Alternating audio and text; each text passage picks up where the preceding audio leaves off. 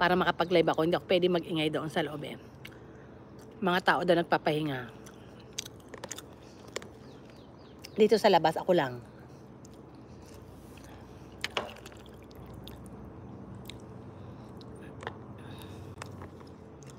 Ayan, Mary TV, thank you.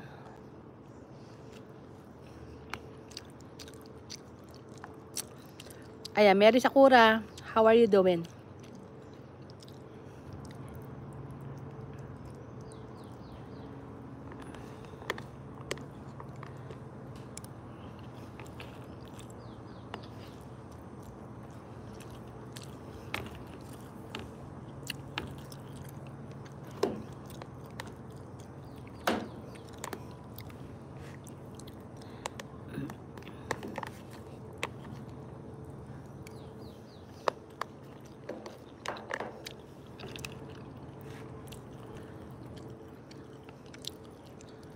Ayan, Mary Sakura, thank you.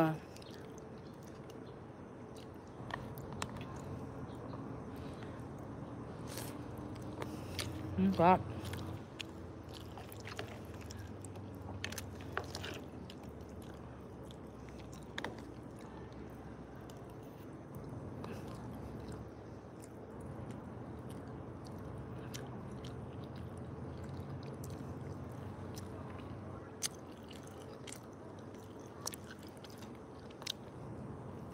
Parang ang dami lumilipad-lipad. Mga ano ata yan, mga bulaklak.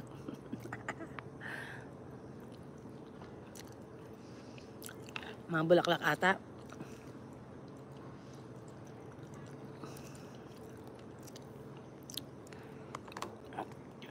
Hindi ko ubus yung kanin ko, mga kapitbahay. Titira ko to siguro mamaya pag nagutom ako.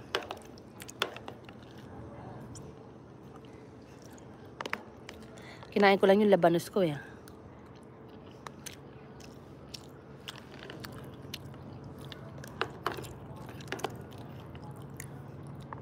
Ayan, let's eat, mga kapitbahay.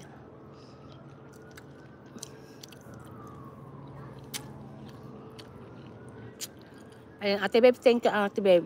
Nakabidyo ka lang ba sa akin?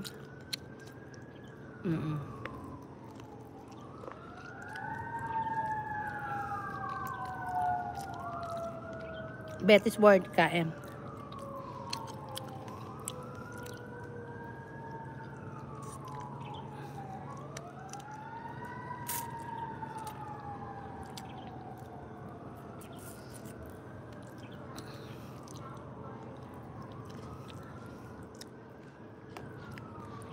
Ayan, Mary Sakura, thank you.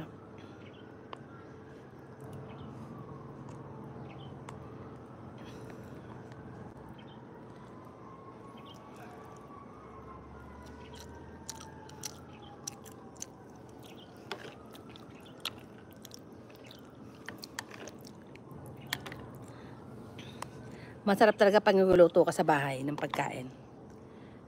Masarap ang pagkain pag lutong bahay. Pag bumibili ako sa labas, mga kapitbahay. Alam mo yun, pagkatapos kong kumain, parang yung pagkain bumabalik sa lalamunan ko. Pag gumagano no? Parang nagkakaroon ako ng reflux. Gumaganyan. Kaya, once in a while, sometimes, gusto ko talaga.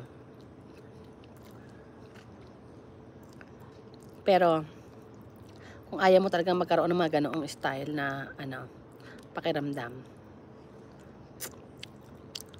luto-luto na lang. Para healthy tayo. Putumabira, like that. Thank you. Putumabira, let's eat. I'm just, on lunch. Maya-maya babalik na ako sa work.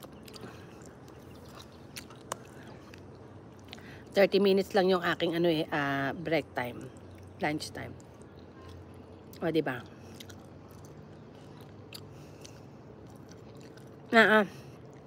Putumabira, I'm at work. I'm just eating my lunch.